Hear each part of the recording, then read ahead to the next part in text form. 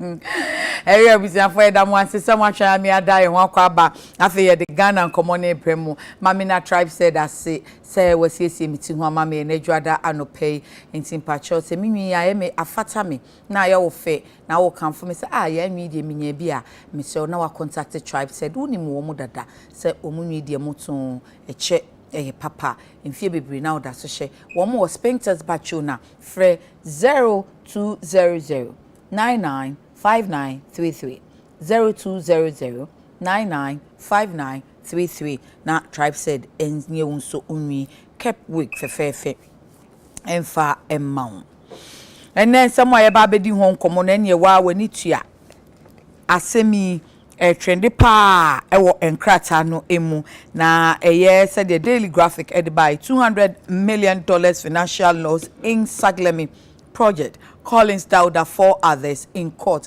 or no any successor any ni pemienu a won kan ho won yedu won akogina mra no animti Alhaji Collins Dauda his successor Dr. Kwaku Agyeman Mensah and 3 others in court.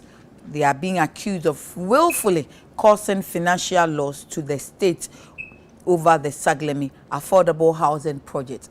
Woman kasa fira koma pem boapa yo kwanso ama oman ahwere sika ya boka kwado wakuchegu ntisu ye makoma aduonum mienu 52 count enti yebedie mu enkomo Chronicle aba ene $5 million bribe whistleblower to face the music. Nano fear that na me boboso achemu say GLC General Legal Counsel omo preliminary enhwehwemu aba womo enso afobo makomako enkunu na ato lawyer akosi afri faso say wan kitana dwuma no mumra eni nanim onyam eyiye enti wono so ne de eno no na afi Global Education Summit ye course wo UK a mampani kwase bia nra na obedruye no asemba ko de atudwa na Daily Graphic de aba ko page 60 na abehu na enim ha no de headline abeto ne se aban hwe se dachi bia ento aso asuapon sento aso de no kra de free dada sesi e wo suapon de no eno nso aban hwe se obeba abeye no free ye obeka ebire bi nanka university na na e free dada echebe no mse kan doso enti yenye no cost sharing aban say dachi bia obesan amana ba beye full cost recovery ene kan nyina egu aban abem obeye ne sen na etumi ayeye ewura no ma no pe ne wo mbedi nkomo no Honorable Carlos Kingsley Ahenkra MP Tema West Enora Fred Agbenyo or Deputy International Relations Affairs Director Emma NDC Amanyuku no Yenua Bema Samuel Owusu-Afriye Director of Communications LPG Liberal Party of Ghana ena womo agye adwa no pay the womo asese weekend no ebrebebrebe nyina chi omotumi asore ya no pahema edi traffic mu di omada agye ni bi afem yense yeni oman ho enkomo wura no ma no pay ma mo ache da mo ase na ba joso eje usu nka John ne beka ho anka wo de esisi ade nka wo yese John Junior baso wo yese John Junior Owusu-Afriye no wo ho no enu kra ne ni din no weekend na bibia aboko de omo kwa yi omo tutu ntuma gu so je cha si omo ni kiki yehu omo nyina mama kwa yi nu omo kwa yi he bi maso wadi yo wana ze me kwa yi ara na moji ano si boni okay yeah of am about ana debi na obi an ka so mo kwa yi weekend wo obi an ka so obi an kwa me we so kwa mama nche ze tumi ma ze ka se en kwa yi so na ebeja yefu emuni nyina egu ha enche mochi nyina so be yema nti population sen ye dey ku 125 eye no oh se de wo kona bonso apa no ada on trust and the reception no kram ke betumi kram ke duan no o ye ni nyina take away nti wo na oni abusua pani ne te wo no mo na mo te boso na mo nhye nose mask no a wo san de be two status wo no na o se de anya abusua pani no krom hin krom hin ya se na ni mu enyam te se opani ne ti na me dem se abusua pani na ye nyina hye nose mask ye twa photo de twa photo ni ye echa yi o be fati e menye me ame de wo beba ni hu ya na me hwe ya era say hey bo fa we die no kokko bogenwere wakwatena ye na se eja no ho ne ohini akoma beti esisu ntoma no so de na fata no se ahye space misi won se won hye no sma space ni hyan hye no sma so agibeku ye twa photo ye twa wo ze wo twa photo wo hye no sma wo twa wi anu ase ye twa ba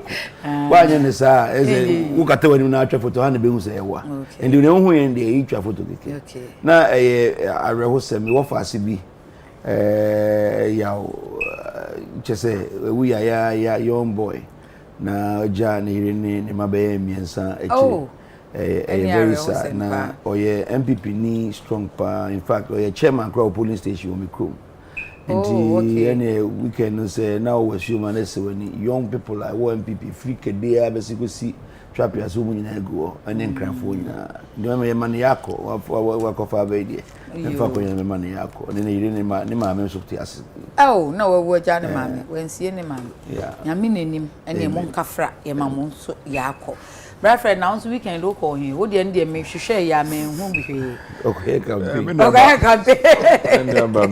me da se bebre sebi Ghana there we den weekends say abeda na yi and several social events untimi ntwe hu film we don't pay status here nyina na register status okay afato na me hu bi me no say weekend no me wo fie sa na na aba isa ko se don abeka of TV so dey say there en fa ho adwen pa en ho adwen pa na ade ese nka ye no kukum na fo dey abetu TV en ko say bio na status dey nya kukuamu na say the sometimes nyame nkwa na ebeda na se say dey guzu ti nkwam enya bi sronko bia na ye dey because hwe the way and the rate amount for hwe mo nkwa na say dey aye hu bebre sometimes to be sorry na one weekend who we more than 10-15 who be on for any vanchre yesu so na enti sa akra by say na yi na ya dos every weekend min ko ha be wana aye basa other social events omo mo ware so ware omo mo ya odori so ya odori me ka ho nyina ba ne nyina mo ne be koso adarade ase se oguzo akrakra yankwa mo yeti ase yedie kakra so betimi ade aboa Ghana mama na tumpo be koso aye na oso be bia na onam weekend na ho amafo ade aka no o wi na so aka de next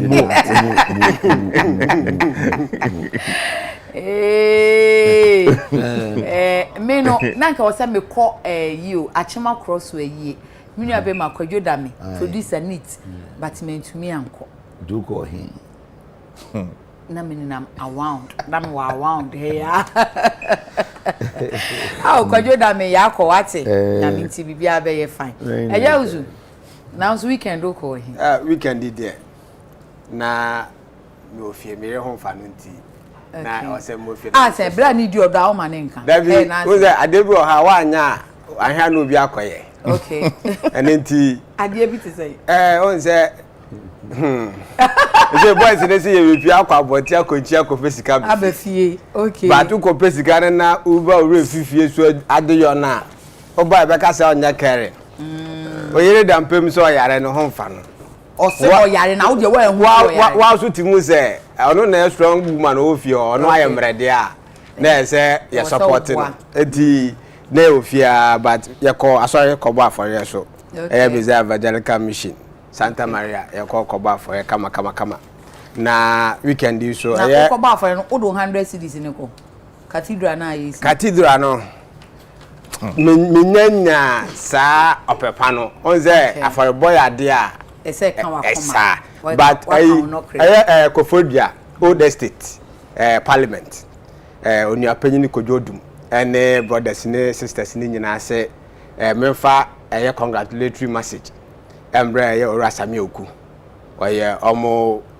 nia kuma na nyankopa ya doma na nado appointing ne se omehwe eneleso omo se ye de jawa na de aso awo na omo so baboa na de ose otimi ye na unya dimpa ene eye osompa ma oman no omo baboa no ma ya ma nti eye kojolio odum ene parliament fo nyina se same congratulations mo yeda se ene afa kwan ni mu atene mo miantinsi enkomonimu na yenhwe wopani Collins Dauda atemiene enu pa na agi mfumpa gentre ha agi ne homina honorable Carlos anti muka se mo be chi abandada ne nkrofo agu enu anu mo fiti ase ya na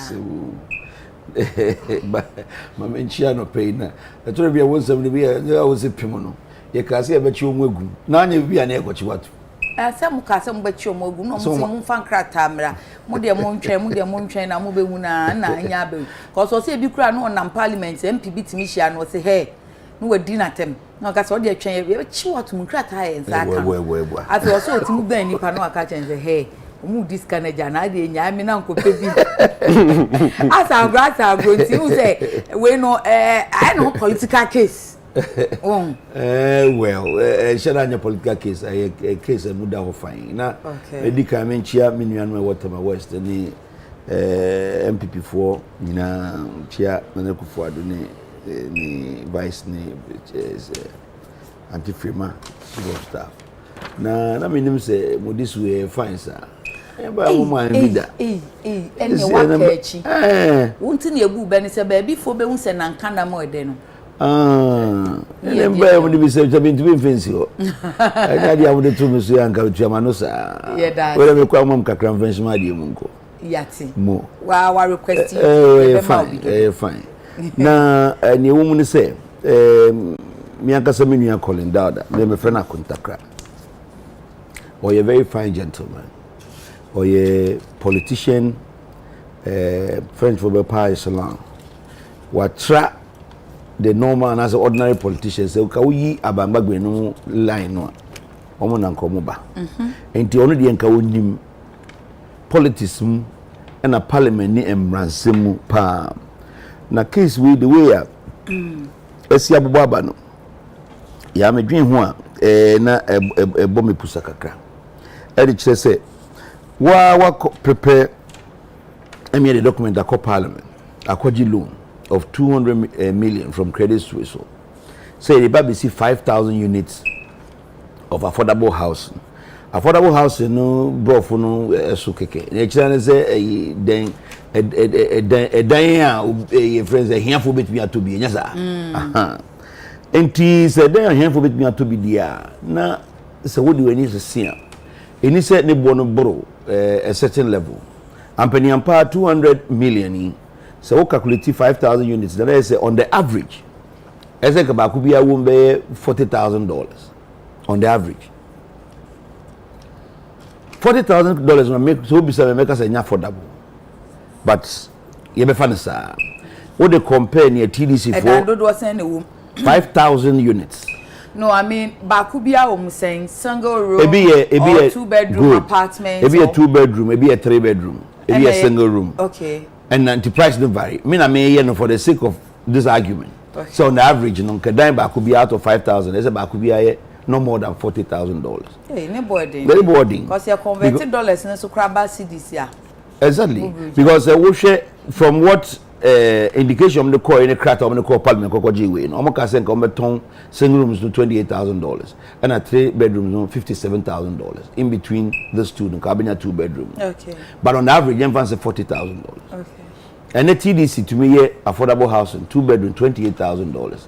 It be $8,000 in a studio apartment. $8,000. Bunhonma a friend saying about him.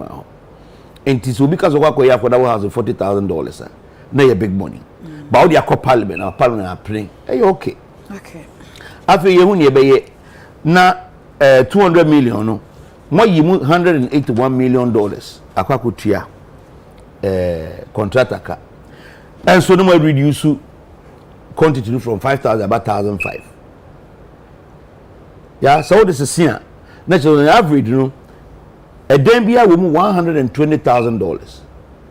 Na main for $120,000 and cost agreement and go to a die wo ah me cry $120,000 mean you be one cantonment's name airport residential area apartment homes see me make me a tobacco why na to say dan near etwa me a walk crowd mu no say enti ne ton no na problem ya na say ne ton mu sisika na ye di ko hye mu no enye ne kwanso no ya ne ton no credit nya ndro ho parliament aka near parliament that approve near parliament that sign with foreign creditors no say it 5,000 okay and I'm to buy 200 million almost this kind of amount okay say in case of say be a bit me a see na and so you have to come back to parliament and ask for the changes okay but what I want for what pay and quote so 1,005 me sure say something might have happened calling that na minimum no I think say near see without having a reason. Bemum no necessary go back to parliament.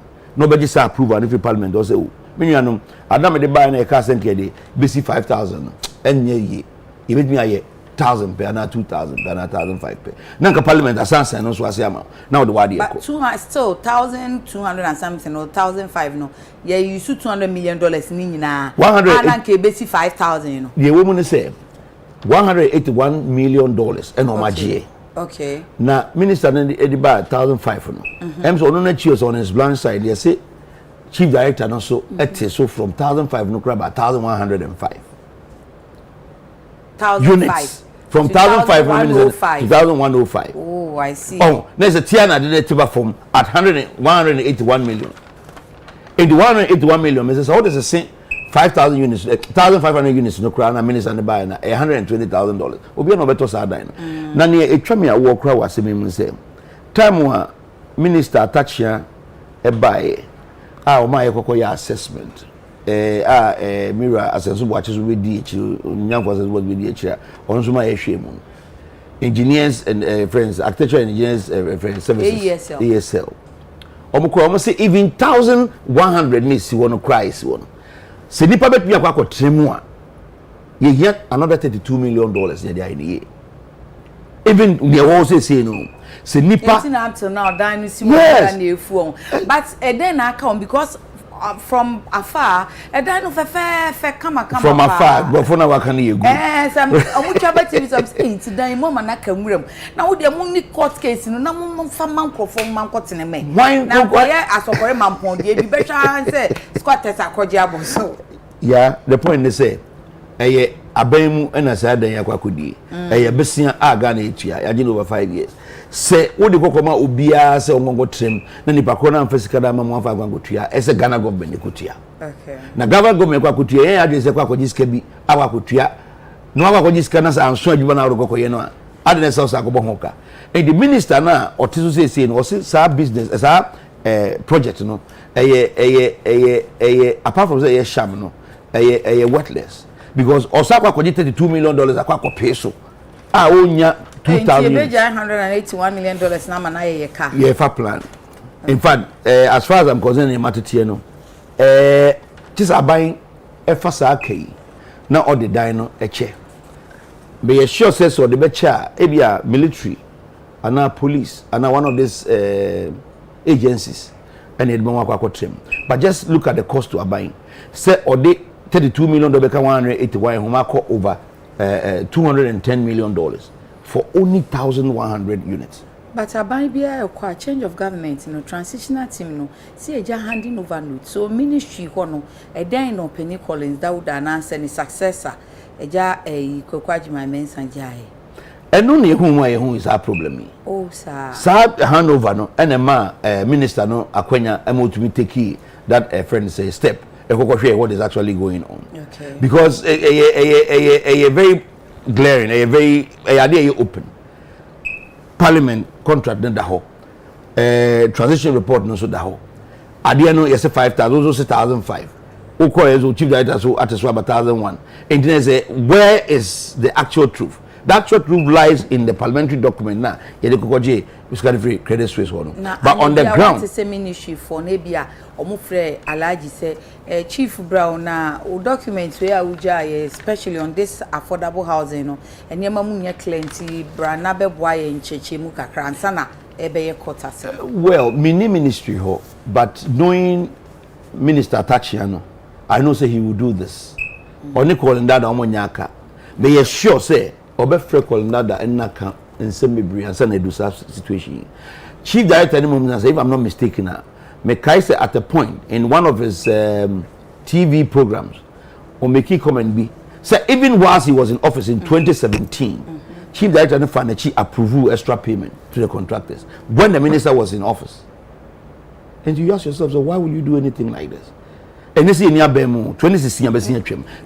I suppose any chief director no come in san no kan omo. I can be. Oh, I see.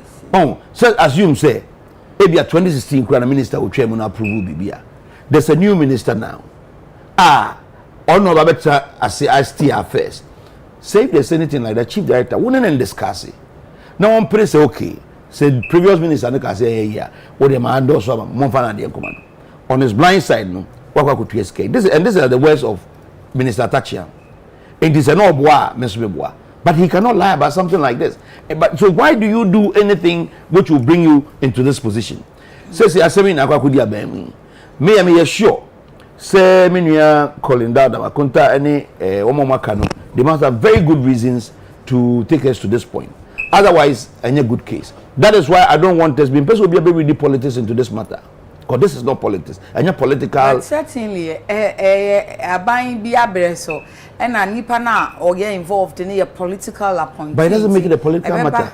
It doesn't make it a political matter. When I say a political message, mushika, corruption, ekoso abemu, ye betchemo, you know, Crawford and fee. Yeah, ye can't say, but ye can say, won't you sorry, me check, papa ain't going to 2 hours. So you need to establish a prima facie case. So when me establish say bibi one more between papa no akwako trabe mo na so do akwako jina ai kukumo. You cannot do that. Me da say. Fred minti o meet to ye. Case you hu ni say. Mama me da say. Me mfa akwanya we na me nchia ehwefo nyinara. Ene me nua peni. Honorable Carlos ni me nua ni wankasa.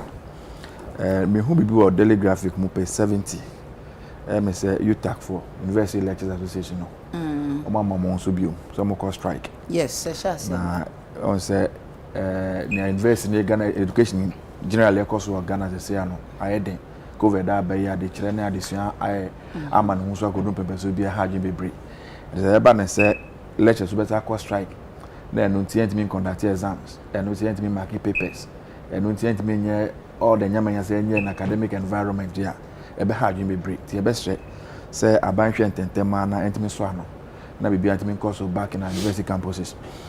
Me free hono I think say ma nya akwenya akan daily graphic report as attorney general e dey akodam court and e kwedu e dey abo yewura college down ne 3 other persons and saglemi project we asem ba o carry report ni nyina ohun omo response say honorable college down response and answer the other persons be an omo dey be anim okay na ewo mu nyina ye ni attorney general e kan ne enti ayedin say obetimi agina no kwan so a draw conclusion bia on an issue good at in court na semna copy say court na go pay dia I'm sure everybody will have his day in court and a lawyer for na obia ko cheche na asem mu na me dey bia asamba kwa me kan say o man Ghana ye nyina raye de ye nyina ya ja tum say be ya manyosem ye mpa ebo ne say ye benya kwenya bi ye so abeboa amoma na tumpo akwa enim na say wa be ye dwuma ofenta be yakuma mu pa be ye dwuma pa sanka de sumo man na ebeba na wie ye no na de ohaw na amane de abra ode na ya de ahadwen bebre o twa honorable college out that of free Ministry of Works and Housing almost 6 to 7 years now because free ho honorable mensa ebe replace no okay of free okra health and now one of the other ministries and say na eba na say no be bia we di honorable college out that policies here cha Ghana can testify including our political opponents say ni ho asem bia mba bonti man kanda onye obi a say be are getting involved in any such wrongdoing. This is not the first time I say be all serving a bind. Wasuma on mind be brave. Watina parliamentary man chair serving on several committees. We in a kuma da sum Ghana mind. Emi wama kakra say 7 years out of a ministry. Na asem say abetodwa. Yes, as for asem there ewuda ebetimi ache there. But once I told you that's why na hwehwemu bi not abetodwa. We only have to discuss, go to court and go and see what will happen over there. Na ya de ba kwa ha me bebre. Oboso kakra se ye di oman din e da kwaji abobosua se be bi da ma oman na eho atochema kakra bi na enunti ya jeje paden da asiyo na atete apansan kra anase na aprokra ebra ye di asem so wo court no eya na ha me kakra se o ma anye nhwehwemu ehu the cost of tika aka omudi behjem anya assessment a ombe dan di omunsa akokansa dachi ye be wie be ka se hey mo bo enuru sa ne ameka ne se sabi nhwehwemu nyina enkrata mo hwehwemu project in the state which it is now but me go take video but me take pictures you keep it as it is now na ne ehia se anya bia na amafo nya mfa so bia no na yakoso aye hwe me kai one of the roads me take one sem bebre contractor here adwuma saa adu almost 95 to 98% of completion ya ye kwan no ya hyehyɛ bibia akase de bitu me keke begu so yetimi aban sakra mu nya ba pet me jad kwan de to say ye nhwehwemu e kwan ne bet na o saa manso atoka safa so saa it goes back to zero na ya re-awarded to another contractor na scarf first one edition mu nyina no ahyekɔ na ekope bushon for da kwoshem. I think that some of these issues to the extent say yen krata unhwehwemu ne ye de we can get the project to go on say be ya Ghana for benya ehun fa so enye nkrata nko because ada openi attach akọ honom no e say fittings ni niama bi honom kra eni ho enti obi ntumi ntina ho enti so o ka say o de ye hwehwe nkrata mu nti ye nkodan ne ho a ene ye say ye ka say o de kotena mu keke kra ntumi to because even drainage system ni ade no eni ho na so this oman ye de oman ajapade ahye wonsa gina oman di mu yade a ankrankra won so say wo so company a ana wa wo de a wo so obeye nhwe ha menu aba megitum so bibia ye di Ghana sika de ahye nsa ye di Ghana ajapade be de hye nsa on hwe so ma oman mu ni nyina nya mfa so de the fellow has a responsibility to be accountable for the stewardship. There is no two ways about it. Una ede adwuma de agya adwuma de ahye nsa say ye nso no say bi enye free na ye de mo oman Ghana ye tua oka anameboa enti ewu be hia say wo ye adwuma nyina wie ye no obema oman for nyina hu adwuma na de hye nsa mpempeso o ye koduru ye ekwa anfa so ye I don't have any problem with that thing. Okay. And if people are called upon to account for their stewardship, I don't think there's a problem with it. But the point I'm making is that ye nyina enim hwe wo edan kra wo krom na bi out in cry now lock it down the two 3 months 4 months unko krom ye now kona ko bi dan na obehwe na crack ni nyamanyama crack start by them and they say see dan dum pempeso bi a yes nyama ni nyina enhye da endrum pempeso apese endru now you lock it there 5 years 6 years 7 years trust me say ko enena ko bi sa dan na the level of distraction now be hu no eya broso meje tum say enya additional money to finish it up but say idea like honorable Carlos Ankrakey your security services baby o medakwa problem your health workers your new teacher for na ka ho nyina your fan say problem bi aba ho a can we quickly fix it hand it over to these people share president go for affordable housing project because the car body na enye small money me bawo enti yanka say na yedi asem sikani ni ho enti aja to are we going to allow that project to stay there and rot forever and ever and then we need to get money and fix it unless of course ya adwin say enam say bibi atochima ohunti ye nye hwemfa hu biom and down and pro if that way is not the case here then definitely we should find means say be ya distraction no and do level instead of $32 million there's no can here no them na be ready na you could do $100 million and they ko ni man say anything media as I said yentimi engineer just what I told you that has submitted to their Ghana Daily Graphic publishing na yemfa mbu aten wasebwe mu nyina mente honorable Colin Dauda asem ye menya akwanya me nkasa ye the other person were cited or mentioned in the case so me no mu bia nkasa ye mente omo side of the story ye enti I think it's a running story in the coming days ba foforo na be ye issue na anye bia as NDC ni no what say e bia mo committee an mo ka se o de omo kan no nye saa na tie alaji nso de nchechiri mu fa bi aba wo mo party office ba bia na I honestly I think say me call meeting bia mu as asem ya ba ya kan wasem as da party meetings here we do it at different levels and say bia we are koso another level bia me ni ho bia na me kan ho bi but me where I see today maintain meeting bia mu and as I said I know honorable Collins that very well but meaning mbo ehun komoda and me name the exact state of the issue but yes ebeko court me lawyer beko ho na so beko obi ni onu so ni fa asem nyina bi obedi bi na ya hu ba bia asem no nyina beko akosi. Thank you. Aja usofi mintiwe public service any achirim pro ensem ni bi o ha ya na eya esan se uwie suku e wo Ghana man so ba suku on kran ana wa wie suku Kumase be bia wanya adwuma e wa Accra na oba aba be hye adwuma na se a obienu a omao dwetire se fa hye adwuma na se na adwuma ru akra so nkante o se afi na oba start adwuma nti o de je sika wei na obosome so akatwa no matia firi dabi okay omunya ne sa okra wonko bisa anenti o bankran a na wani so airtime se obi kura jo tra ne nchen nansa na se odipa no wa ya ade papa na oko handan ya yesi betua 2 years advance na obi afi no ahye adwuma se akatwa di kan kro nyanje ye na expect so mra betua 2 years advance ebeda na nipa yi abobra na ne tiso ankoyeye na ebia abanjuma bi no okoye na ohye adwuma na se aboso ba ko mienu miensa enan enum nsia na nakatwa di kan krambai na ye twen se yebema no se back pay o se den mi wa nipa no ko handan ye je no 2 years rent advance ne electricity o use prepaid ebeda na nipa no onya corrupt e wa adwuma nim definitely nipa no be corrupt anenti yen accommodation issues no ade a eno na accrete several issues including even security and safety, public safety.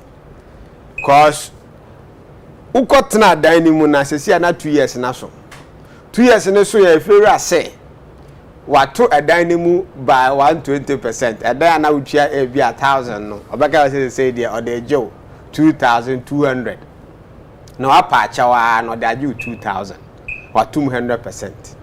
Anenti eba ne sa o de ahopepere e me kwakoto empo Nsroma sase cause ebe ka cho se we de onya abo 2 trips abetimi de afele na wasi u dan tinem etubo won se wakwa akwakoto Nsroma sase na o fele no si dan fe nsuo to a na eyiri yen na no so the problem for fraba anenti babia etiri babi kura nkanyi se ye cost start development ho no bo za man for start to asase o cause honum sase na efo alanga the same ewo form omukotena ho na the next thing ne say also brom electricity aban also brom nsuo also yi omukwan mo no the pressure for ebeto so at the time bia no uhia se osa kopes ka foforo e de twe extended pipe e de extended electricity e de extended air routes no the bia near pressure me who are enka within urban center hakakreya beka junction tesa no haya kakreya no ye betumi ayesa affordable project ibi e wo ho how say dan easy asase da na che ya anya na asase o ha ya kosi na sha cathedral as slums in Nikrum urban slums pe ofa abeka they who can say a subject for another day to say bianca say nima to say the opening attach abret so ka say onima be a village e bia na esi o ye besiesie honum na ye te say enne abefo enu bi na wo kan enu bi ne kan a ya ka bi o Rwanda ho asemi okay oba ya hwe onim say asase de ba say kuro so try en say hwe no onim our bra kuro ni betumi awo fankowo no na ye ni yie aye land economy asem ne eken land economy ene o amanfo mo to amanfo fi ebudisi center na ka say ye choked dada enti dia na say planning ninti na ye choke because say you planning the world okay enti betimi a planning everybody no ke ebabi wo ha seriously unya fa ha atimi say ha de ni say ni partner eni say ni o hwa dan say the dan ne tia ehoye kromo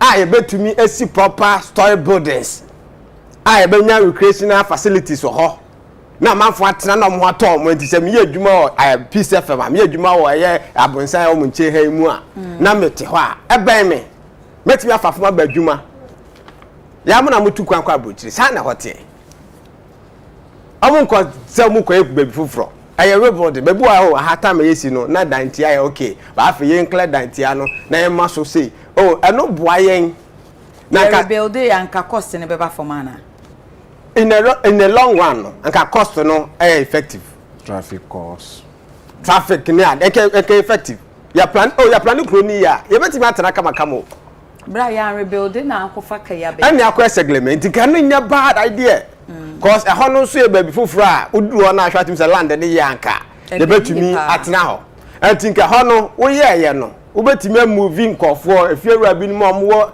yes slum areas no e de o makwa akotena ho no wa clear mo ho e de develop modern structures ni nyina e ade anka beboa na me kai em say early this year Minister of Finance am ati ase say ohenje eye no operation ni nyina won ema miensa bi continuity consolidation eno am say completion consolidation aha but original finance minister name no be kan anti enka ye wo continuity ni say ene say de ya eto a sha ase no Fred ba beto aso efiri beto aso ona ba henkra beto aso eno na ebe ma etimi adan e se amfo na che nto aso so bi sha ase no bi ameto aso a enya de betimi awie ene na ye jinwo chiye when am sha ase enam na mewie enam sha ase na mewie eno sa politics no eno na emwa cause eduru me bi no mo ka se han kire project awo aban baaye wa sha ase from scratch no complete so ba busa me sa question we ya ade na o sa me ko continue de wo sha ase eno enema eye affordable housing project asakwa man ponde no ekan rem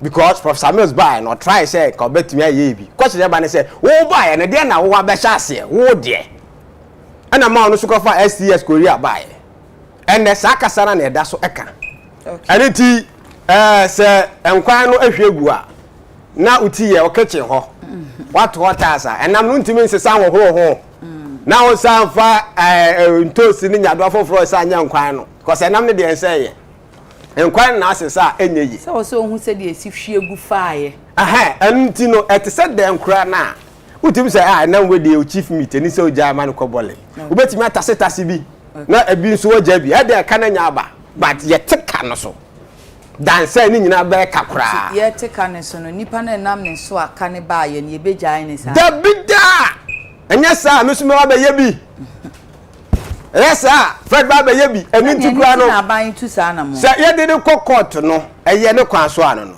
but enya say obi abo oman na ka ana say odi oman no dwirim enti ade ne court no court say enfa no kotu afiase 5 years ya ene ke nyina be kwa kopa bi na ya wie bi tutimi nya be $10 million bi edugu ba bi ne ejelu be 10 years a obeba no na ye Richard dan ya wo ye adwuma fiti ahomachi kozi anajo uti kra yeso no wan 10 years no 1st July be bedru na ya ma paden why political plan kind of na ya ma amnesty sa sika wo ho ebia na so wo kanchima fo bi wo still why am good nti omo de dwane ba soche to the prison but to do soche o sheda na ho sa now be nwumre no na wapie na eja that is kakra bi ebeti bi afi baba na wudem na enti memom de ensem usi o se ujeli nipa na ese sika no oje okay o de sika na ansa wajeli no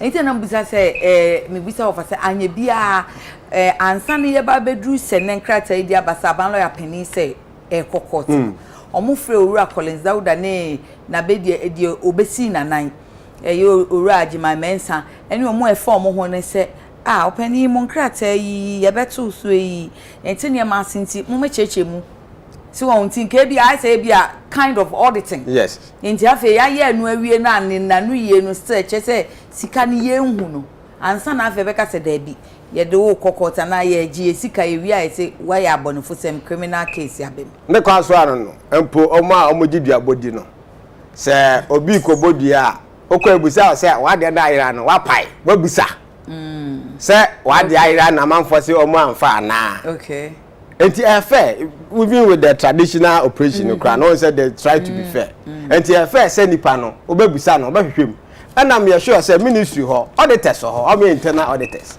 ana external auditors nso akwa adwuma ho me sure say public accounts committee nso be information kakra be ho enti se ora Collins Dauda ene mpanyimfo nan wo anu ye bi wo ha amunko no munko yi na me de message anu court no munko akoyi no ya ma omo minim ntina na me bitan se ye mo mu sa kwanya no se mu mechirechire mu wo ha ansa na afi ye se court be ma court abe mentimi nkyere de nanso se omko court a eno so nyamfom so eno so ye ne kwan so ano no ene nti mesere se se de ye kan me nya no se political ade cause eno ade akwatia ye ache because me wa manyokuo bu minti no mafom mra kra na na be ka se amanyoku a me don ti e na ye de me ye twe mabo so but na eye ade a me ye bia e wose ne kwakwan so no ye twe mabo so ho na no na ye ene ti me read political meaning bia into it and the judges in the court system no so no they should be fair and firm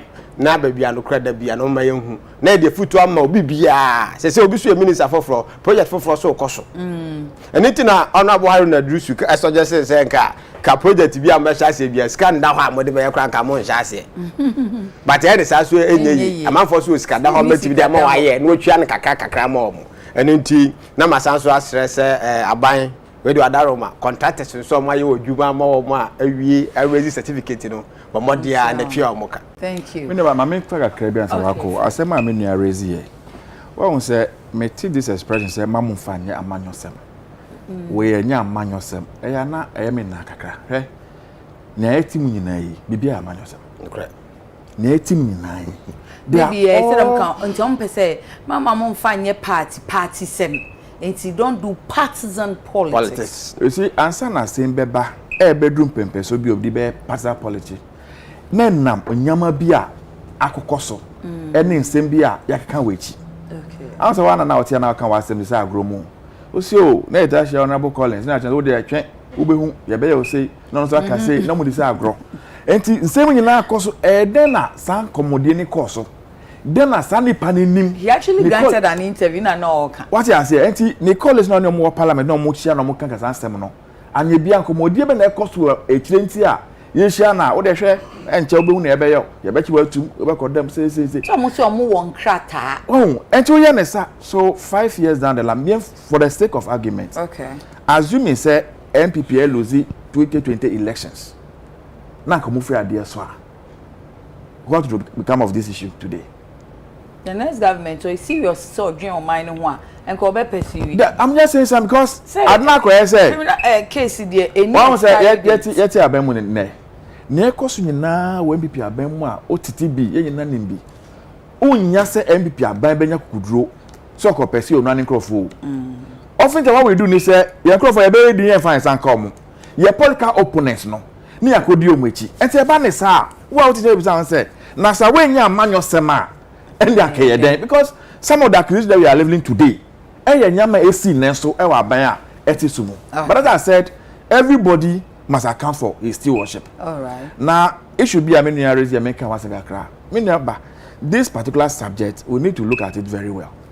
A buying project and ebony aye the dending na edge na de back to say a buying eco initiative project often the buying initiative etimi a contractor na make bid for project okay inflationary challenge aye 190 you find say a bag of cement is going for 40 Ghana cedis I be buying 2 years 3 years on tua make me your projection to the future and I say loan na me koje enti me calculate a bags of cement I may use you know instead of 40 Ghana cedis per bag today me ko na be 100 Ghana cedis enti project na ka me na me tia na me go say me see make me be $100,000 bi esi no aban ye the same project oko use kabuja no de aye sanya me nyina no minim say a governance minim say amount for here anyama enti aban must do it but if we set our priorities right we plan well eye nyama ehia se fata at the right time e kan bia ye bobo de ma ye ho no akayebo thank you and na eti o memu ne sorry that's it okay odam Tom Haruna Facebook live making come agenche any more ni dijume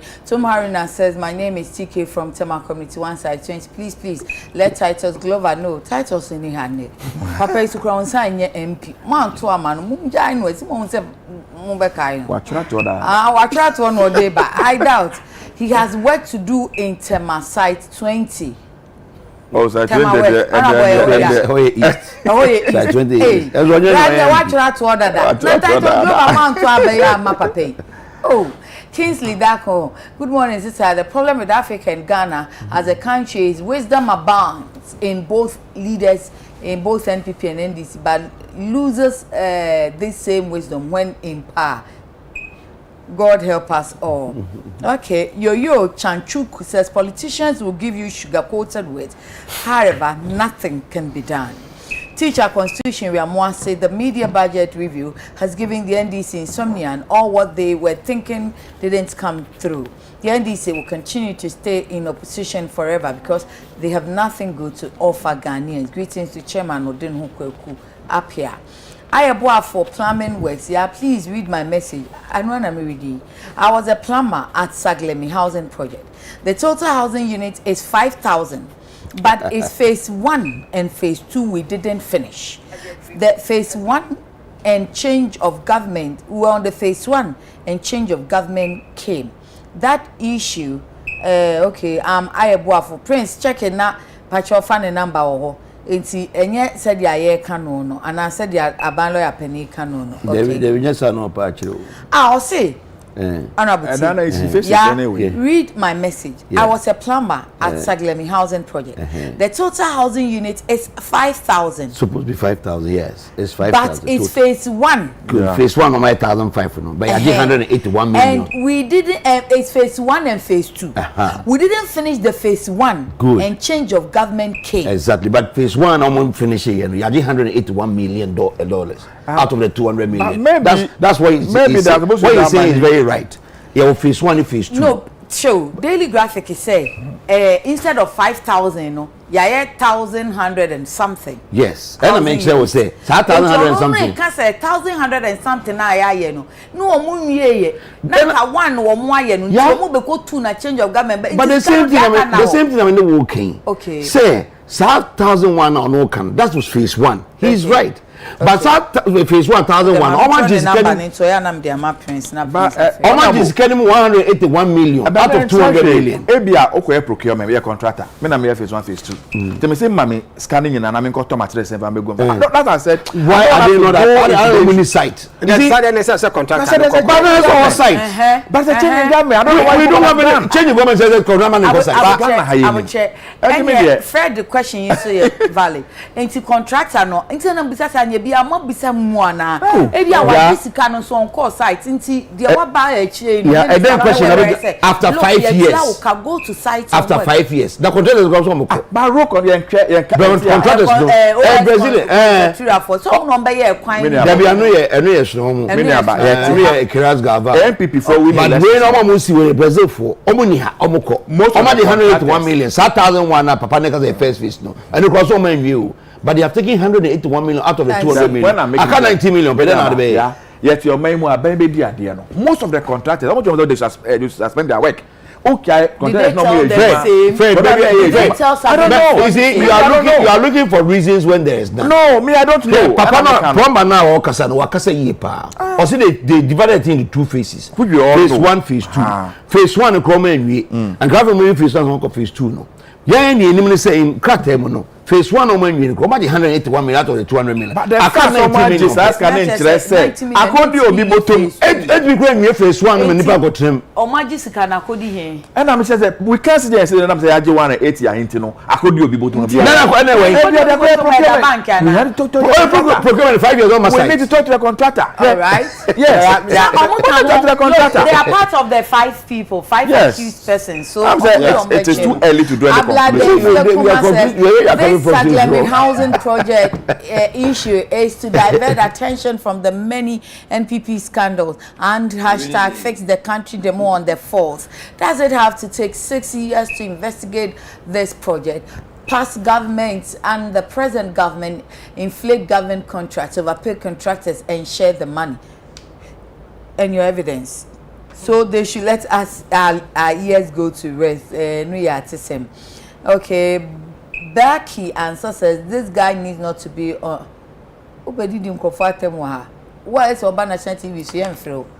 Yahuza Swame, the NDC on countless occasions the Attorney General to send Collins Dauda and go and call to court if they have embezzled the Saglemi housing unit's money, and we thank God that the process of prosecution has been triggered. However, we don't want to hear the NDC crying foul of witch hunting.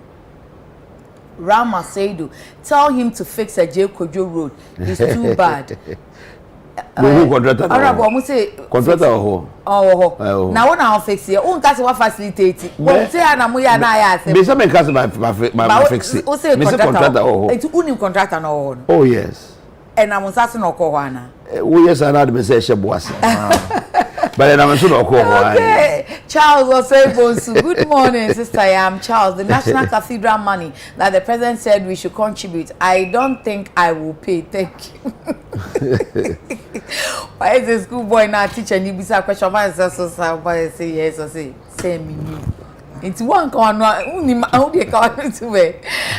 Shava and Nelka Shava constituency. Special congratulations to our new IGP, Mr. George Akufu-Dampare. He's a doctor anywhere. For his new position, what he needs to do is to sit up because the robbery and the killing is too much. And I pray he can control all these under his leadership. Okay. My Semenya last one be for her. Piaga says, good morning and good job. I wish Dampare well. Live from Achim Asafo. Okay. Some can kind be come out there. I'm kind ya usanki dene positive change in Medina after importing special stone from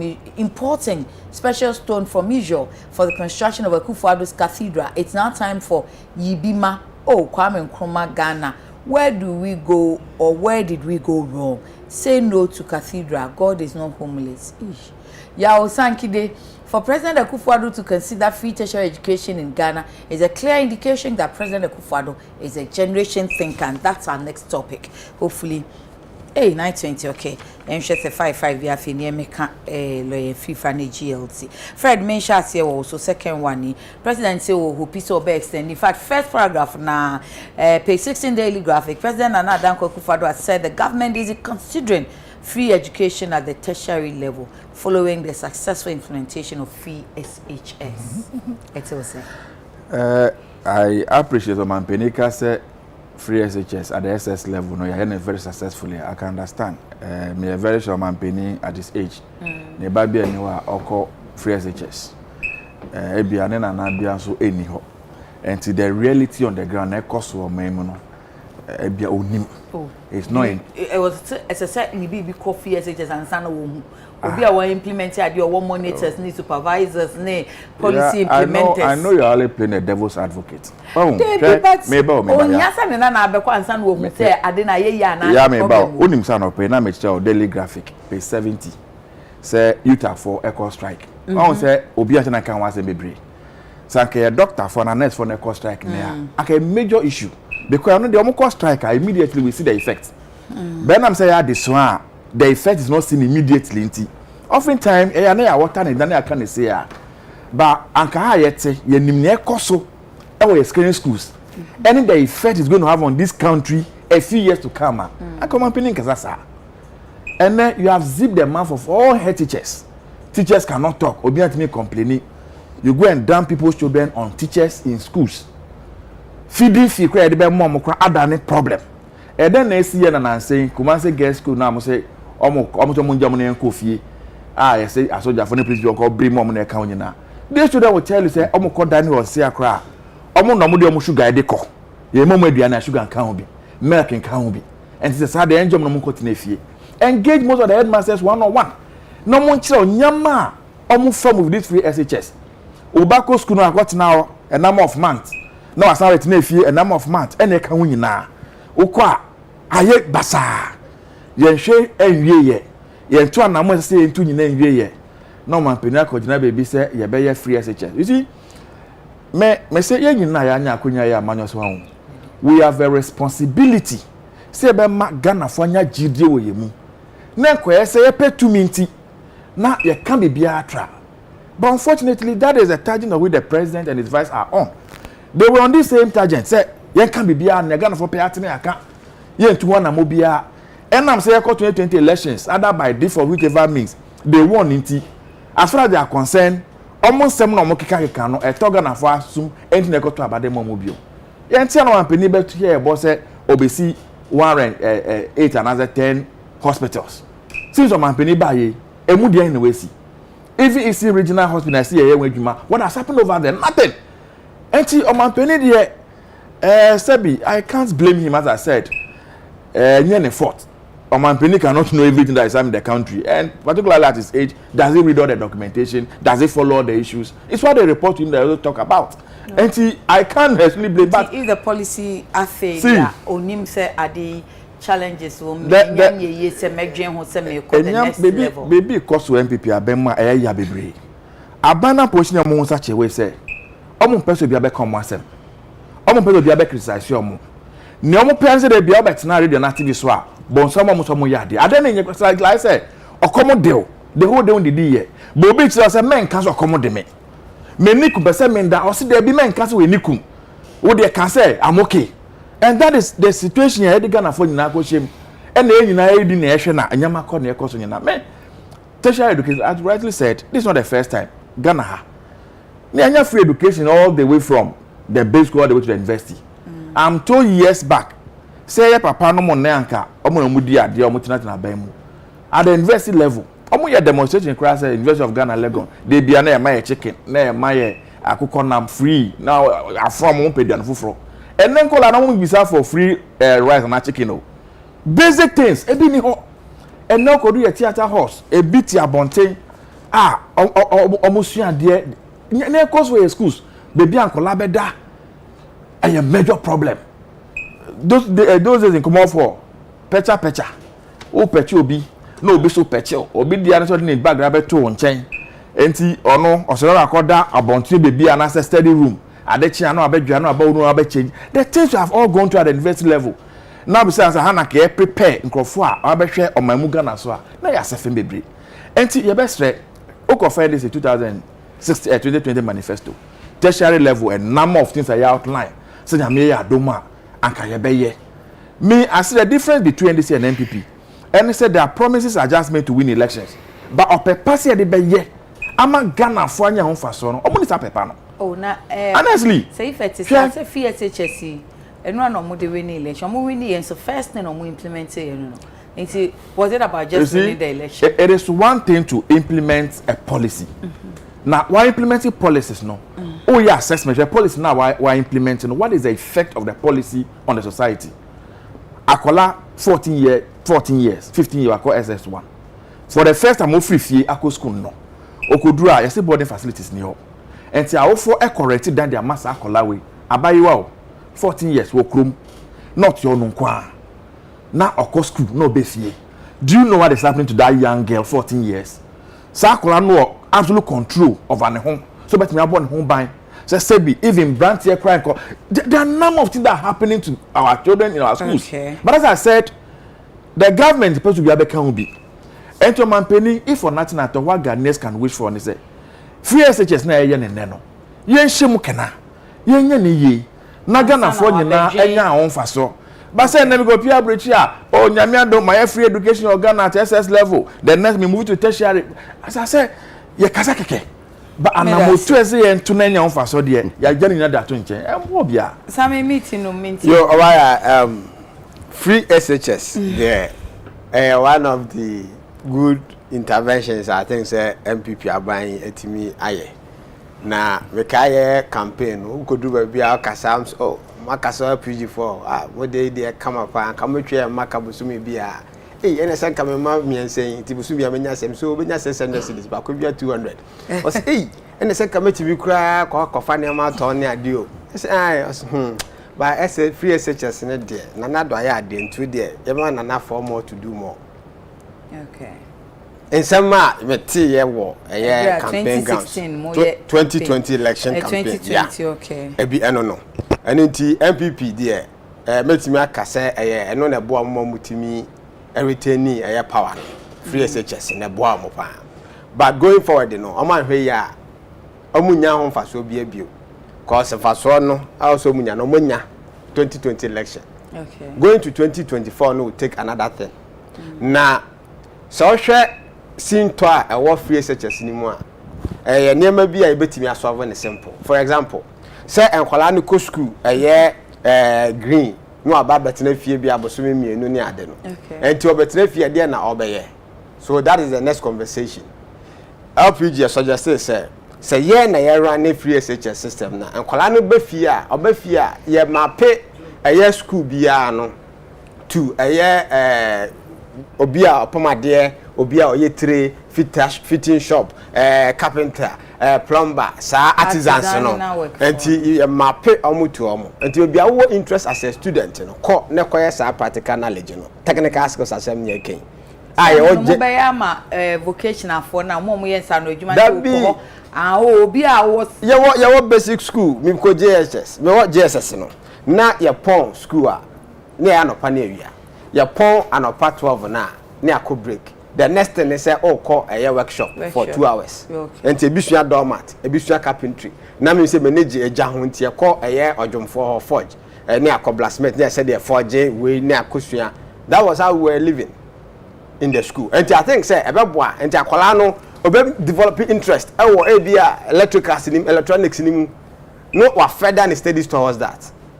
And e bia wonso you betumi a consider aye nanado consideration very very laudable LPG you promise say our year 2020 manifesto we say we are also looking at making university education free. You suggest say even secondary school and kasano I will say money based on community and it baby about franity no I want also call secondary school where you boarding feed the nyina film on koda boarding wa ko feed no. And yes, some NDC ideology ne ye pe ho. The enti omusisa community days in high schools no say and come free SHS no. On be ne say baby out na wakọ so that and then here fine tuning it is na mafa we dia kakra na mafa we oh ya kra no ye 20 core policies ebe to dwa 2018 dada I'm out here digitization assembly computer coding and a program a better and manifesto. There are certain policies or NDC and MPP who they took the idea from us. And somebody why I can't since 2012. Now also Baba Ben take it from you. Debbie, idea my friend and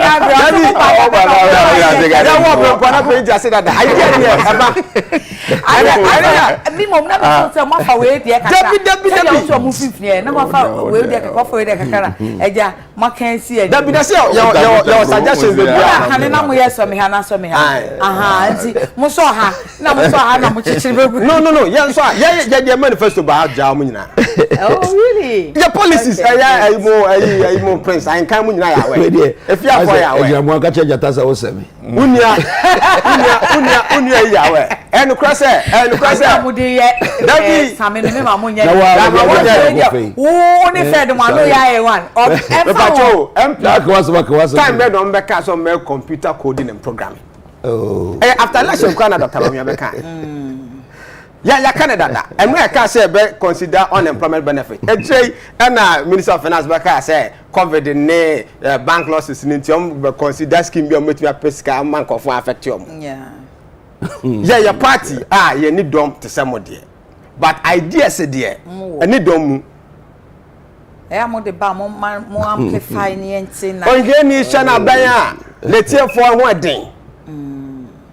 And then Yakopa Aduma LPG Babet na Mbe to me aye free tertiary education. Yeah, only yes say. Osha school be so pokuare school. Prempe, Presec. So universities bebre. Pokuare school. In terms of land and facility.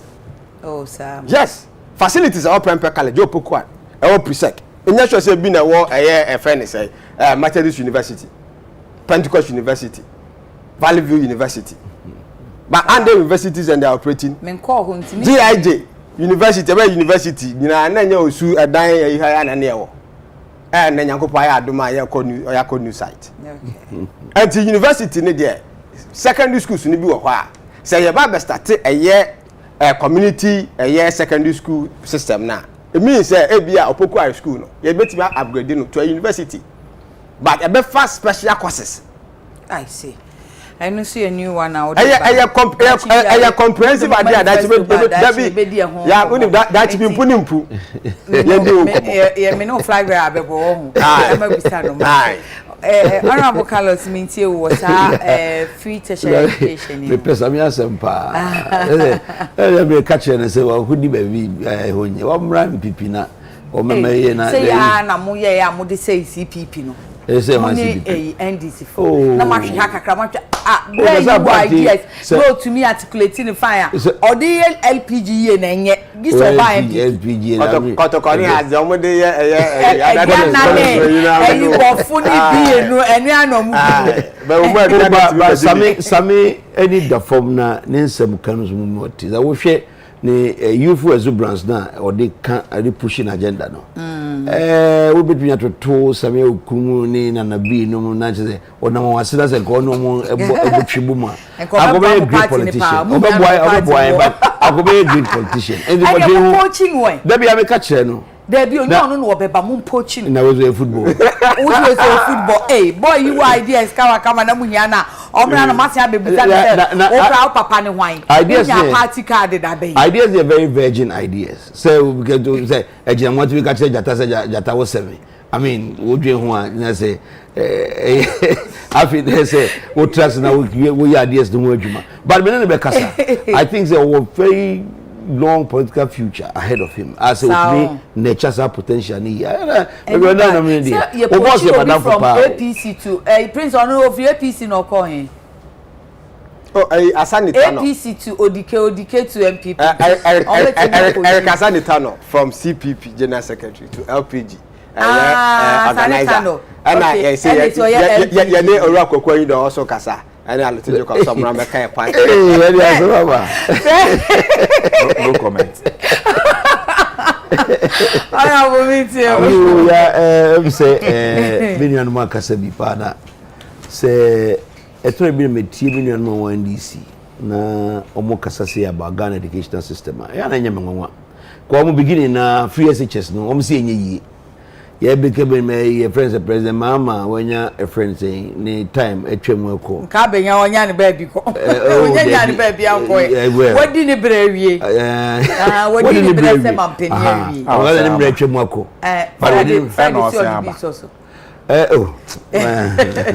we say o no num na kika no diti o no ka bi Fred mu nyina ka bi say free SHS enye yi that's not true but ye ba ye say obi ehunu Ghana anye Ghana mpo amansan nyina se free SHS na boy na onim ne ntia no mo aka entity ho ben what you mo meto ne challenges the baby a great challenges and ne entity ho na be answer by this mu man bi da na mo man bi they are still running the tracks Debbie o ma cotton future enye entity ho ni mama nche baby tracks no more running there necessary and good for me and you But your facilities now wouldn't need the but you cannot have all the facilities because of the way you structure your education system up to this point.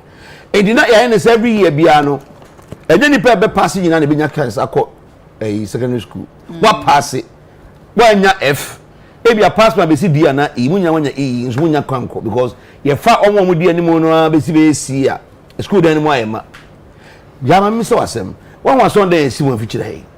Yes, because you had a penny of sorry. You're featuring where he would have saw there. I saw them, yes. Okay, I saw that when you were no Baptist. Who park will be so says and can possible say every day be a bit me sorry, and go problem, go problem. And they so for yet of course sorry only Sunday, and I said, so you be sorry only Sunday. I saw for Nipa 120. Now say what China, Nipa 160 bar, or so because the 40 like a monk there be. Because we are sacred, what bro, on Yakupon, one service or Motino, what Brennas, Yakupo credit at your bro. Then also for first or second service. It is the same infrastructure, the same Bible. Bible no dilute to or the same message and the more second service, like first, first and second service.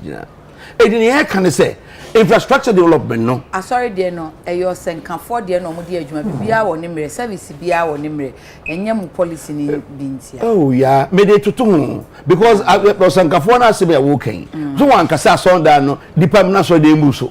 About a bit to me overflow. Good, and they overflow now, Pastor Becca Coffee. Overflow, Nuntina or Mode screen projector CC Hono. More.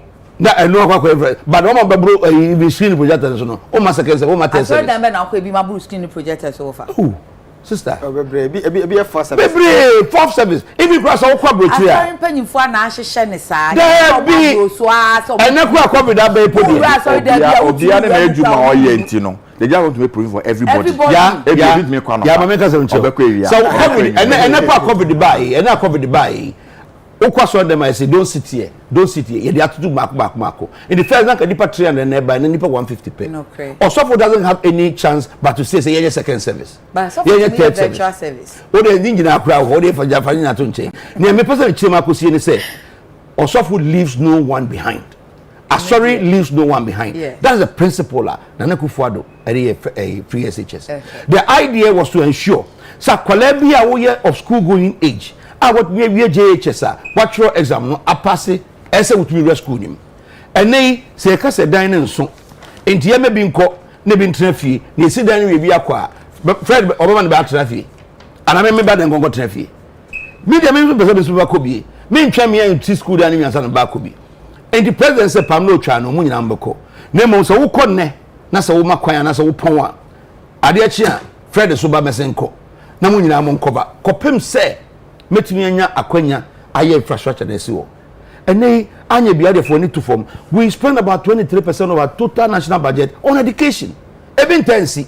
Opa for need to form your mama. So, how many countries will even do 20% of their total national budget? We have even the intentions to go further. Kwenye President Akufo-Addo, I na dream say, opese auditor share kraka hono. It stands to reason say, you be committee a lot more budgetary, a friend saying, allocation to education. And then we upper share. One man and Komoko University and Communist Kakrom Deco. One man University and Etorebia, even facility user fee near the Dominus Campentria. Ah, Omokopo Bia Bama sign, or a friend, guarantor for my Sam or Mowa Gino Evermore. And then presidents won't forget it. Digitalization am I na Ukra Ghana card no. Just go to SNIT and fill your form and take your loan. We are doing this. It is so be better now or say free SHS no problem wo ho enye I say it only tells me one thing. They are afraid says here educating Ghana for no more no be discerning. No mu hu ade a o mehu o mu ntwem ama entro ene nyoma ennim o mu kekaka no enkrofo ate ase ade abokoto. And that is exactly what is happening. And then Kwalana Omawie free SHS. And no Ebin Sida, the whole of West Africa, Nipa 460 and Nipa 486. Umunya A6 as a A1 and there are 6 subjects. 411 comes from Ghana. Nigeria, the bank and Ghana for beating Nigeria. Always be beating them. Oh, we'll find out that. Let's assume that we always be beating them. Say, you beat you. But how come? Say Nipa 468, no? 411 is coming from Ghana. And you still sit here, now catch them and say, free SHS, then you're the part. Yeah, I know once in the air. Or say, Timudia in Koine. Challenges, I think, okay, but you're now saying, yeah, maybe, you see, Mankanda, say free SHS, and you're the part. Oh, I no, hold it. What if I was saying I'm talking about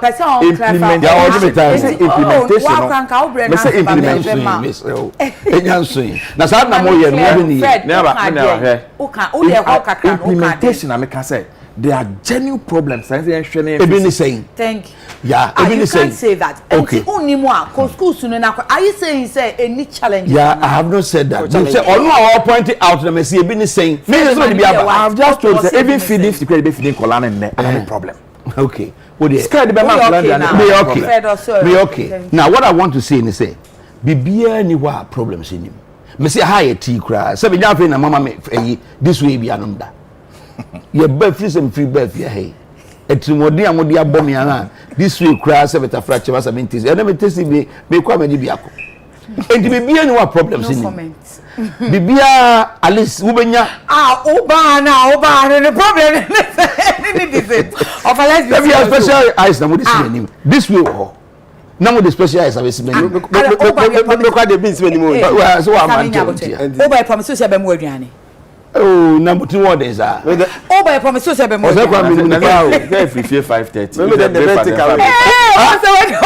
Every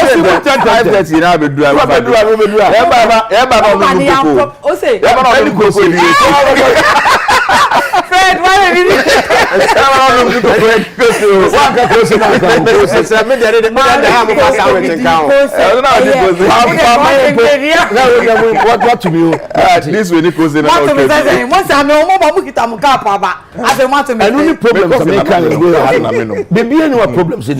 But President Nagasangaji Atum said until say infrastructural development in this second cycle institutions, we are leaving no one behind. Okay. Thank you. As you be behind, as you be at Tinamiasem, and a Sunday in Kwanzaa Quasar, like you Monday, Tuesday, Wednesday, Friday, Kobeti Musa, but Sunday will be a Besoko. In the Sunday number Kodia. Minyame 200 new year, more Macarona second service, first service. It's the same thing. The same Bible, the same preacher, the same everything. We don't change anything. Yeah, to me, and third topic, $5 million bribe whistle. Yeah, by a problem. Time I am, you know, no more 1.5 hours. Yeah, me and some 1.5 hours.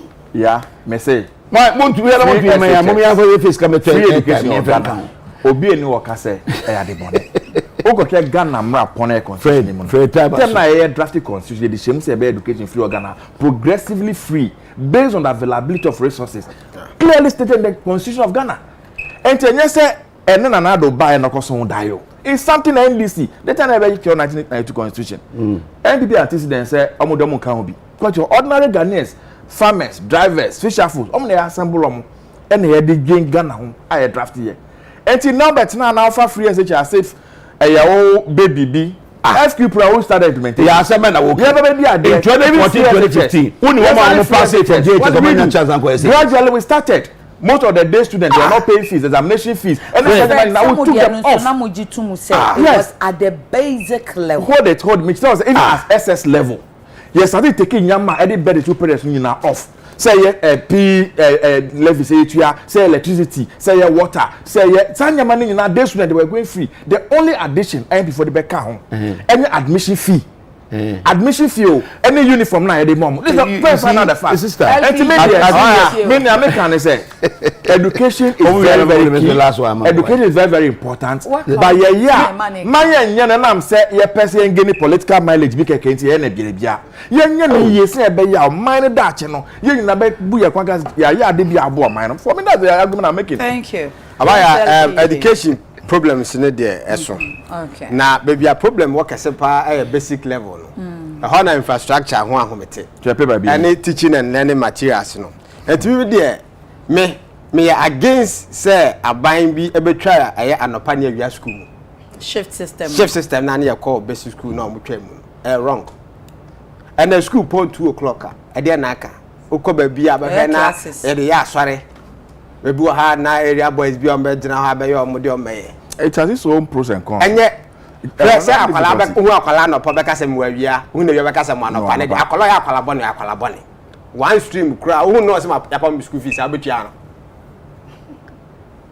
no na nti akwala ya akwala bone anopa na awia na be boa ye nti ye ha home first ka foforo say sa ko si dan foforo Adam back on PG for the mode shift best. No, very good. Even a Juma ye Ghana crown. I say started running shift system with baby mu. Now at me boy and now Juma air tracking. And to be the tracking then I'm can just say track no problem ni ho.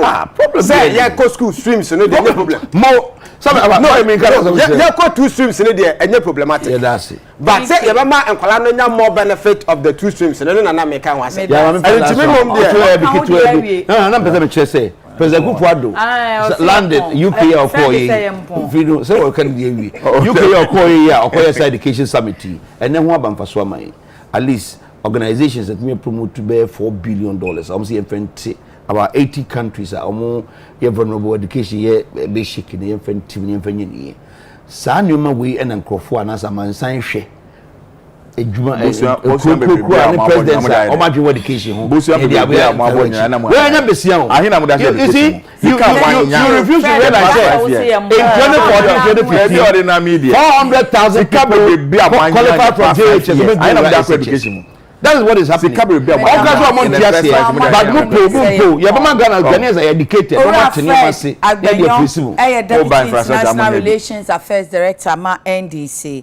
Some who so free year wabe two offer ne offer ne Honorable Carlos Ahenkra.